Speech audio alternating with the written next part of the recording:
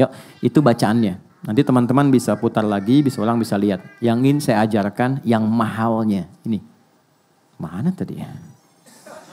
Oh, maknanya. Semoga Allah ampuni dosa-dosa kita ini. Yuk kita mulai. Kalau kita ingin dibuka oleh Allah. Ini tolong fokus karena ini yang paling penting ya. Semua sifat-sifat kebaikan. Pintu-pintu kemuliaan yang merubah kehidupan kita. Maka yang pertama, pahami Al-Fatihah, pembuka segala kebaikan. 1. Bismillahirrahmanirrahim. Masih ingat wahyu pertama yang turun pada Rasulullah apa? Bukan Iqra. Jangan maksa. Iqra. Oke.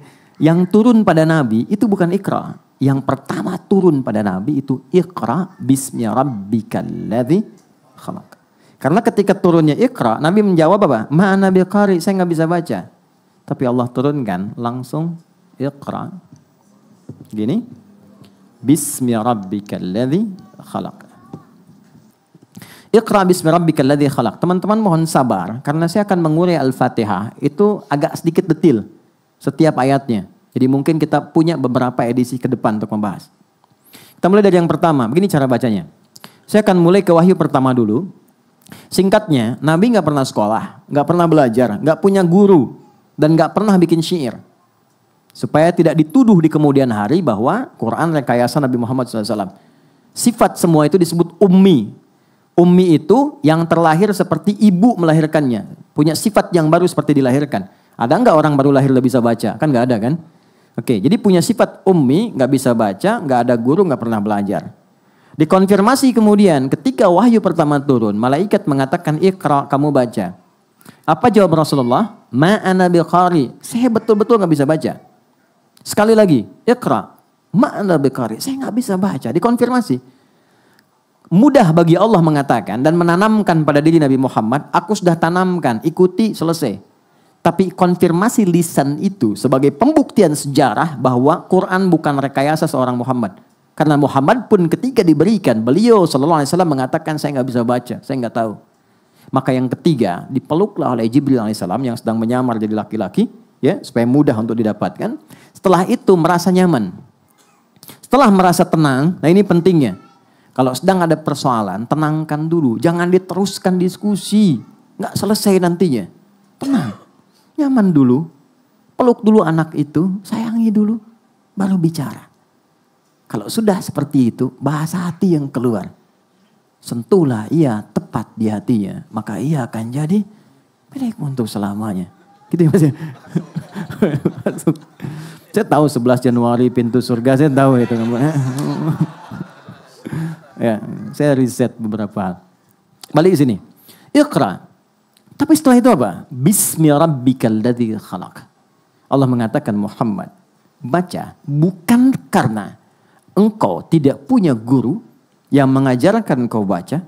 Engkau tidak pernah masuk sekolah. Engkau tidak pernah belajar ini dan itu. Lakukan karena Allah. Yang merawatmu. Menciptakan kamu aja begitu mudah. Memberikan kebutuhanmu. Apalagi cuma sekedar menanamkan kepada dirimu kemampuan untuk mengikuti bacaan. Biarkan Jibril yang bacakan. Allah yang tanamkan kepada jiwamu kemudahan menangkap bacaan itu. Lakukan poinnya karena Allah. Yang mau saya highlight itu ini. Lihat sini. Iqra bismi. Itu ada alifnya. Teman-teman silahkan cek. Begini tulisannya. Tapi di Bismillahirrahmanirrahim nggak ada alifnya. Begini tulisannya. Ini ada ilmunya. Nggak boleh sembarangan nulis Quran. Karena ada riwayatnya. Nggak percaya silahkan cek. Yang ini pasti ada alifnya begini. Yang ini tidak ada. Betul ya? Oke, sekarang kembalikan. Yang paling menarik, ini harokatnya kasrah. Kasrah itu nggak akan pernah ketemu alif. Alif itu pasangannya fathah. A, setiap ada huruf, ini misalnya fa nih. Ketemu alif begini, itu pasti fathah begini. Karena ini pasangannya. Alif itu untuk memanjangkan bacaan supaya panjang, lebih panjang dari sebelumnya. Jadi fa gitu. Tadinya pendek.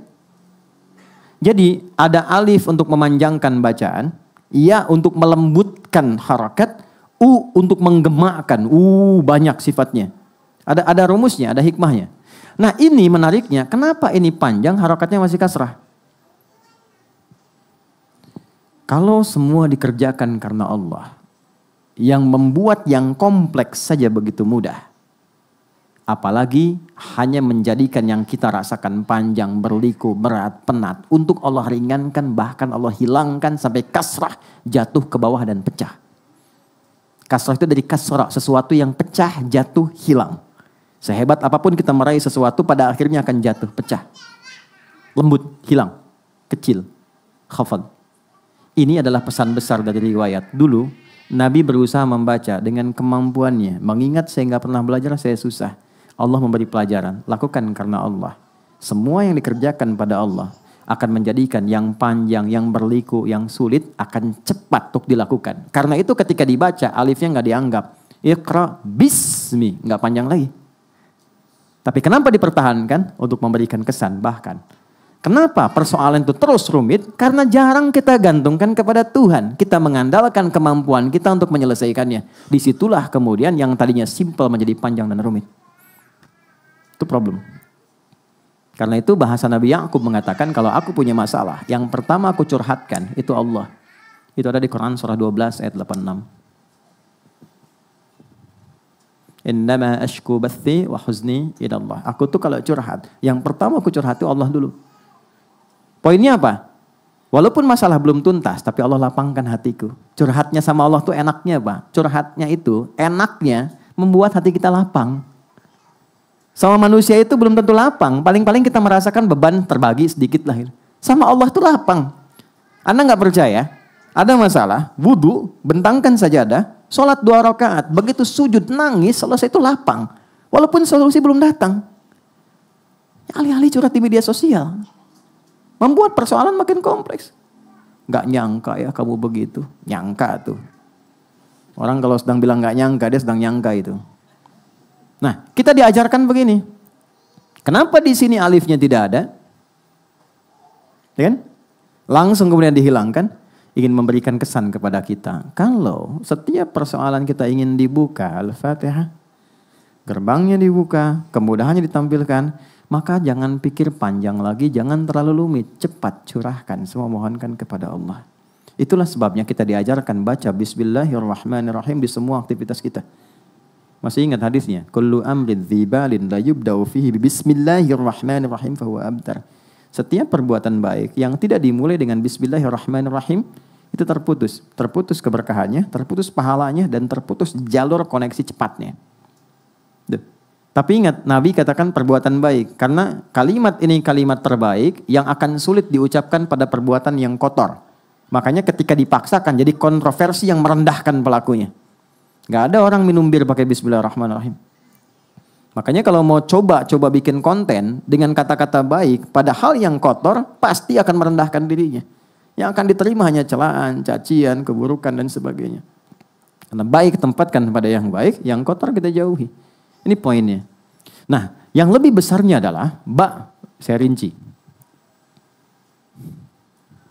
Ba itu ada 14 fungsinya dalam bahasa Arab. Ada kitab bagus sekali buku, judulnya Mughnil Labib an Kutubil A'arib. Ya, itu dia menguraikan semua makna huruf dari alif sampai ya. Ba itu ada 14.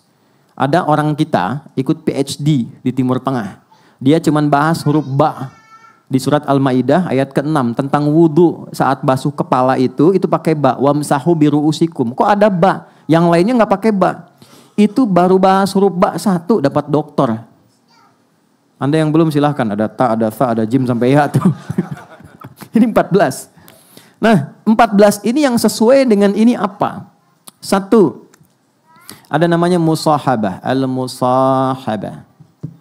Ada namanya al-ilsaq. Ada namanya ghayah. Cepat saja. Saya mulai dari bawah dulu paling gampang. Ghayah itu tujuan.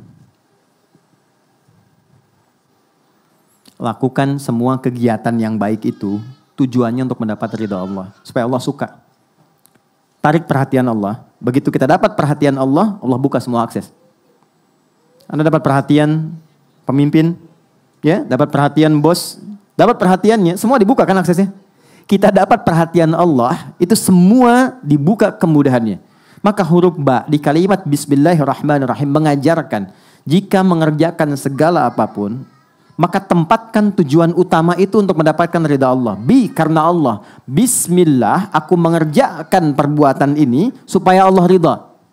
Kalau sudah Allah ridha, maka dengan rahmannya Allah buka pintu kemudahan dunia. Dengan rahimnya dijadikan itu berpahala yang memudahkan saya ke surga. Itu poinnya. Contoh, saya mau makan, mau minum. Nabi ajarkan, khudh biyaminika ma yalik. Kalau Anda mau makan, mau minum, ambil yang terdekat. Jangan yang paling jauh. Karena itu orang tua, kalau nata makanan itu, usahakan mengenali orang-orang di rumah, tempatkan yang paling disukainya dekat dengannya. Anak pertama suka ayam, ayamnya goreng, tempatkan dengan dia. Dekatkan. Yang satu suka tempe, dekatkan. Jadi nanti ketika mengambil paling gampang. Yang repot kalau tertukar, repot ketika melampaui adabnya dipandang kurang elok dalam Islam. Saya punya teman dari Pakistan sama India. Kan di Timur Tengah itu makan pakai nampan. Itu ayamnya ngumpul di bagian India. Pakistan nggak ada. Ini nyata cerita. Jadi begitu mau makan diajak ngobrol dulu. Malah ngobrol dia putar-putar begini tuh. Begitu udah sampai ayamnya di depan teman Pakistan. Yang India sadar. Dia jawab apa? Biarkan bumi berputar pada porosnya. Jadi putarin lagi. Oke, ba. Bismillahirrahmanirrahim. Makna kata ba di Bismillahirrahmanirrahim. Fokus. Adalah saya ingin minum ini untuk mendapatkan ridha Allah. Maka ketika seseorang mengatakan bismillah dan dia minum, dia nggak mungkin menyentuh minuman yang Allah nggak sukai. Karena di situ ada fungsi apa? Musahabah. Musahabah itu merasa diawasi, dilihat. Jadi kalau Anda ingin benar, ingin hasilnya berkah, ingin bagus, rasakan ketika beraktivitas sedang dilihat Allah. Itu mahal, itu cuma di huruf ba. Anda bekerja karena apa? Saya tanya nih pada teman-teman yang laki-laki ya. Anda mencintai istri dan keluarga itu karena sayang atau karena Allah? Susah ya. Susah kan? Ketika Anda tempatkan cinta itu di dalam satu bejana rahmatnya Allah. Supaya Allah ridha, maka itu yang mendatangkan samara. Sakinah, mawadah dan rahmah. Tapi kalau Anda hanya tempatkan pada ikhtiar Anda, jalannya berliku teman-teman. Berliku. Makanya samara di Quran dibukanya pakai ayat. Coba di Quran surah ke-30 ayat 21. Itu ayat dulu baru samara. Wa min ayatihi ayat. An khalaqalakum min anfusikum azwaja litaskunu ilaiha sakinah wa ja'ala bainakum mawaddah wa rahmah. Kalau kita menempatkan pasangan sebagai titipan Allah dan mencintainya karena Allah, lalu kita ikuti apa yang Allah inginkan untuknya, itu demi Allah dipermudah jalannya. Permudah. Dan didahulukan sakinah. Karena fungsi rumah tangga itu bukan kemewahan. Tujuan utamanya bukan dapat kemewahan. Yang paling dasar itu kebahagiaan. Kata Quran itu, maaf ya, salah kalau orang nikah itu hanya ingin mendapatkan materi. Materi itu betul penunjang. Perhatian itu penunjang. Tapi tujuan pokoknya kedamaian. Supaya ingin tenang. Peace, damai, enak, tenang, bahagia. Antum pilih deh. Kaya tapi gelisah atau miskin tapi tenang. Gak ada pilihan ketiga, gak usah maksa. Kaya tapi gelisah atau miskin tapi tenang. Mau miskin susah ngucap gitu kan. Oke, kaya tapi tenang. Karena itu sakinah didahulukan. Nah, Bismillahirrahmanirrahim itu membuka semua gerbang kemuliaan tadi. Maka dari itu, orang-orang yang lekat dengan ini, gak mungkin dia baca Bismillahirrahmanirrahim 17 kali melakukan maksiat, gak mungkin. Kalau benar macanya. Makanya ketika mengucapkan huruf ba, bismillah, rasakan kita diawasi Allah. Itu poinnya. Nah ketika seseorang membaca dengan benar dengan huruf ba itu, maka muncullah ismun. Ismun itu disebut dari nama. Asalnya dari kata sumuwun, sesuatu yang tinggi. Makanya beri nama seseorang itu dengan baik, supaya dia dihormati, ditinggikan dalam kehidupan sosialnya. Wasmun wa fi'lun thumma harfunil kalim. Wahiduhu kalimatun wal qawlu am wa kalimatun biha kalamun qad yu'am. Ada 3 hal manusia dinilai dalam kehidupannya. Satu dengan namanya. Beri nama yang bagus supaya dia terhormat. Ya, Anda boleh punya hobi, tapi lihat hobinya itu ketika diberikan dengan nama kepada anak, mengangkat martabatnya enggak? Jangan sampai ketika hobi Anda A diberikan kepada anak, jadi dibully. Cari yang terbaik, itu ismun. Ditinggikan, tinggi itu sumu. Ketika Anda mendekatkan segala kegiatan karena Allah, tujuannya lillah, dan merasa diawasi oleh Allah, Anda mendapat tempat tinggi di hadapan Allah. Karena itu dilekatkan dengan kalimat Allah, bismillah. Lakukan karena Allah, tujuannya karena Allah, maka Allah tinggikan Anda sebelum Anda mendapatkan dan melakukan apa yang sedang Anda kerjakan. Maka dibukalah dengan itu rahman Allah. Ini yang menjadikan kata Rahman dan Rahim sepaket turun. Ar-Rahman, Rahim. Rahman, sifat kasih Allah yang luas untuk kehidupan dunia khususnya. Semua diberi. Jadi kalau sudah paham Bismillahirrahmanirrahim, akses dunia itu gampang. Ya. Rahim, itu kasih Allah yang diberikan bagi hambanya yang lulus ujian dunia saat pulang ke akhirat. Ya. Pintu surga itu ini nih, rahimnya Allah. Dunia, rahmannya Allah. Dan itu mesti seimbang. Allah paling gak suka ada orang ngejar akhirat lupa dunia. Karena risalah kita di dunia. Dan Allah lebih gak suka ada orang larut dalam dunia gak ingat akhirat. Maka itu mesti ada keseimbangan porsinya. Itu yang sering kita katakan sapu jagat. Dunia akhirat seimbang. Ya, Rabbana atina fid dunya hasanah wa fil akhirati hasanah. Keseimbangan itu waqina adzabannar. Itu di Quran surah kedua di ayat ke-201 paling kanan sebelah bawah di mushaf. Wa minhum may yaqulu rabbana atina fid dunya hasanah fil akhirati hasanah wa qina adzabannar. Nah, saya mau tutup. Saat teman-teman saya, Anda, kita baca Al-Fatihah dalam sholat, rasanya begini enggak? Benar enggak karena Allah kerjanya? Benar enggak merawat keluarga itu karena Allah? Benar enggak menyayangi anak karena Allah? Kalau betul-betul karena Allah bukan karena cinta, dilihat enggak sholat dia? Kenal Allah enggak? Anak belajar apa? Dikenalkan Allah enggak? Kan dihisab sebagai orang tua. Pasangan udah deket, kenal enggak sama Allah? Udah deket belum? Dekat tuh relatif, minimal kenal. Sehingga dengan kenal itu terjaga. Maka kita ucapkan tiap hari dalam Al-Fatihah, Bismillahirrahmanirrahim. Kita bertekad, ya Allah kalau kurang, aku perbaiki nih, tutup yang kurang itu. Aku berjanji, setelah ini akan lebih baik. Pekerjaan lebih benar, lebih engkau ridhai, lebih mendekatkan dengan dirimu, membuat aku lebih terukur sampai pulang kepadamu. Itu poinnya. Kalau kesadaran itu tiba, begitu Anda sampai pada kalimat iyyaka na'budu wa iyyaka nasta'in, itu langsung jawaban turun. Hadza baini wa baina 'abdi wa li 'abdi mas'al. Ini perjanjian antara hambaku dengan aku. Kalau komitmen dia benar sampai tadi itu, aku kabulkan apapun yang dia minta sekarang. Itu caranya teman-teman. Baca gampang. Baca gampang sekali. 19 huruf, setiap hurufnya 10 kebaikan, dapat selesai. Pahala dapat, tuntas tugas. Tapi poinnya dapat nggak? Value-nya terasa nggak? Jadi gitu. Nah, kita baru Bismillahirrahmanirrahim. Untuk sampai ke iyyaka na'budu masih ada alhamdulillahirabbil alamin, masih ada ar-rahmanir-rahim, masih ada maliki yaumiddin. Itu tapak-tapak jalannya. Saya tidak ingin buru-buru, saya menginginkan ini dulu selesai. Kalau kita sudah paham ini, baru kita akan dievaluasi oleh Allah. Allah mengevaluasi kita dengan kalimat alhamdulillahirabbil alamin. Ketika kita sadar, kenapa akhirnya ini diulang ar-rahmanir-rahim? Ya, nggak ada pengulangan di Quran. Kenapa ini muncul lagi? Karena ada dampak kesadaran di ayat yang kedua alhamdulillahirabbil alamin. Barulah kita agungkan Allah setelah sadar, Allah Maha Agung, Maha Besar. Disitulah turun kalimat iyyaka na'budu wa iyyaka nasta'in. Nanti alhamdulillah sampai ke maliki yaumiddin kita akan kaji kembali di sesi berikutnya.